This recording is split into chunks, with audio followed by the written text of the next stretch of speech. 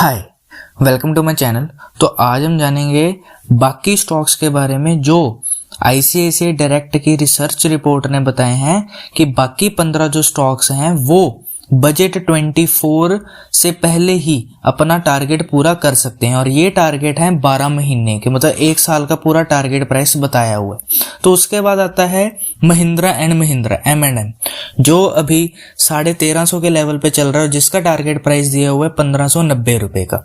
ऐसा इसलिए किया क्योंकि खास करके महिंद्रा एंड महिंद्रा के ट्रैक्टर सेगमेंट में ज्यादा डिमांड आएगी। क्योंकि इस बजट में एग्रीकल्चर के लिए बहुत ज्यादा इन्होंने बजट एलोकेशन की है, जिसकी वजह से फार्मर्स की इनकम बहुत ज्यादा स्ट्रांग होगी। और साथ के साथ ऑटो सेगमेंट में ऑटोमेटिकली राइज इन डिमांड तो होगी, क्योंकि सबसे पहले सरकार ने पर्सनल इनकम टैक्स की एग्जेम्पशन की है, प्लस कैपिटल एक्सपेंडिचर किया हुआ 10 लाख करोड़ का। तो ऑटो सेक्टर में भी अच्छी खासी डिमांड आएगी। फिर आता है नेस्ले इंडिया, जो अभी 19,000 लेवल पे चल रहा है और टारगेट प्राइस है 22,400 का।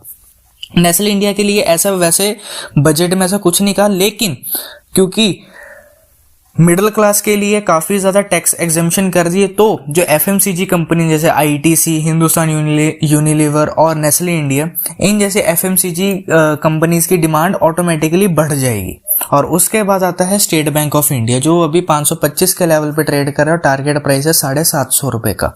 ऐसा इसलिए क्योंकि बैंक्स का वही सेम ही है, capital expenditure year on year 33% बढ़ा है, प्लस एमएसएमई, एग्रीकल्चर इनकम और कंज्यूमर क्रेडिट में भी अच्छी खासी ग्रोथ आएगी। और इंडिया का largest public sector bank SBI का ये मानना है कि अब वो कोलैटरल फ्री क्रेडिट गारंटी देंगे अप टू 2 लाख करोड़, मतलब 2 लाख करोड़ तक ये कोलैटरल दे सकते हैं क्रेडिट पे, खास करके एमएसएमई को।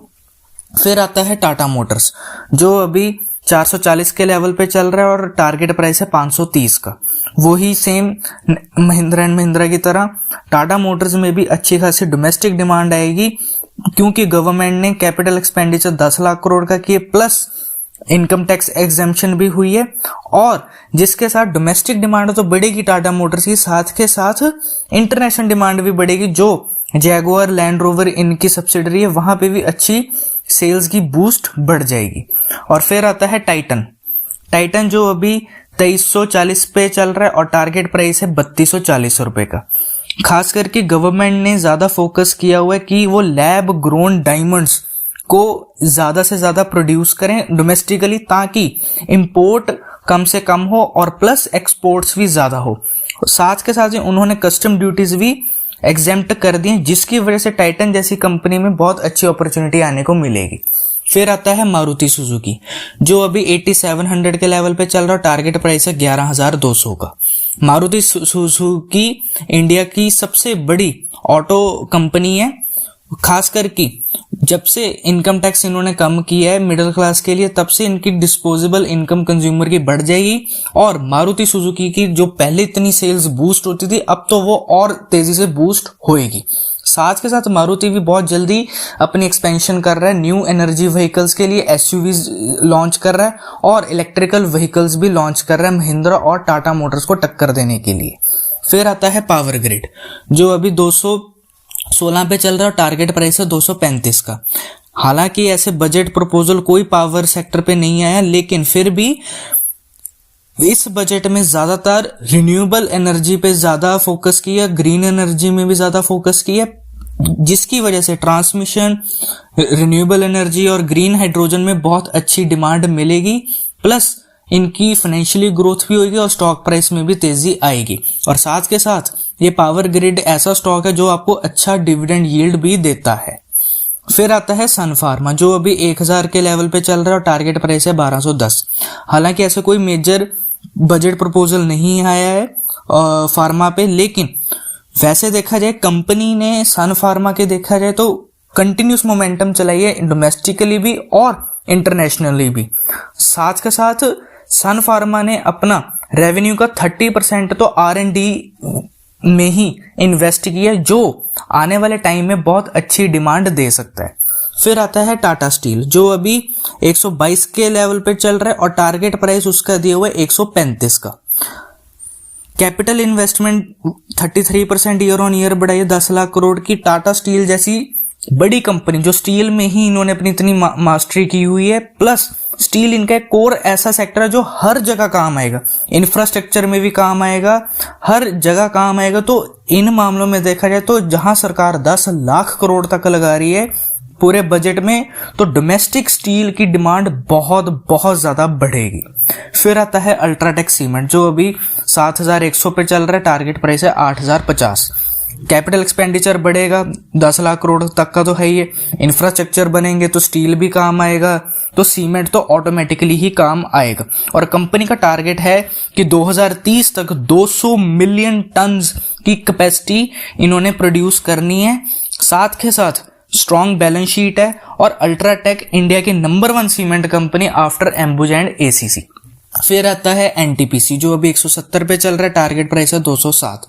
एनटीपीसी ऑल्टरनेटिव एनर्जी स्पेक्ट्रम कर रही है, प्लस एनटीपीसी जो इतने काफी सालों से देखा जाए तो बहुत ज्यादा अंडर परफॉर्म कर रही थी, लेकिन कंपनी ने मानना है कि अब वो कैपेसिटी रिन्यूएबल एनर्जी में ही 3000 मेगावाट तक बढ़ाएगी। और फिर आता है रिलायंस इंडस्ट्रीज जो अभी 2340 पे चल रहा है, टारगेट प्राइस है 3050 का।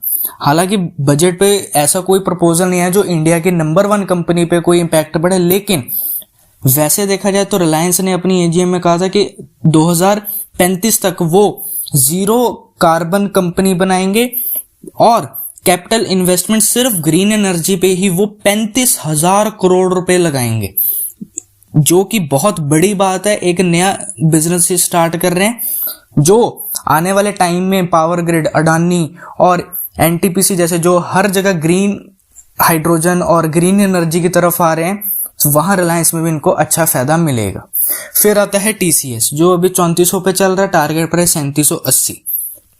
आईटी सेक्टर में ऐसा कुछ नहीं कहा जैसे इन्फोसिस और एचसीएल के लिए, लेकिन टीसीएस का फाइनेंशियल ईयर 30 तक का लॉन्ग टर्म टारगेट है कि उनका टीसीएस का रेवेन्यू ही $50 बिलियन तक आए, मतलब $50 बिलियन तक का इनका लॉन्ग टर्म रेवेन्यू गोल है और टोटल कॉन्ट्रैक्ट वैल्यू भी बहुत अच्छे रेवेन्यू देगी।